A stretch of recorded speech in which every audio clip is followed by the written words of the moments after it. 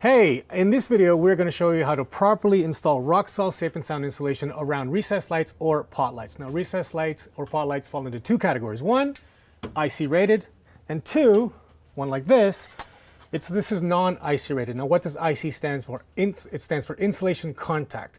As you can see up here, this light, the electrical, is encased. Here, it is not. So by code, you can put insulation up to that part, but with Safe and Sound, you actually don't have to worry about it because ROCKWOOL Safe and Sound is made of rock and slag, and it is fire resistant. So we're going to insulate this here. Insert, compress, release, and we're going to continue. Now, why do you want to do this? Here's the thing.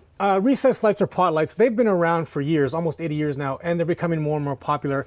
But there's a bit of a downfall to them, and that is, okay, imagine if this entire ceiling were just solid drywall. Okay, the minute you start drilling holes into it, you're basically compromising the soundproof between floors. So that's why you might want to insulate with Safe and Sound around it. That's how to do the IC stuff. Now, if you had a unit like this, which is non-IC rated, now when it comes to insulating around this one, what you want to do is you want to do pretty much the same thing, but you want to leave a nice 3-inch gap on either side of the light. Well, first of all, because you don't want the insulation to touch this, it's not to code.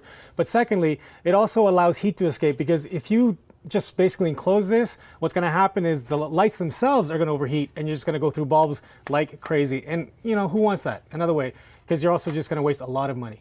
Thanks for watching this video. Hope it was helpful.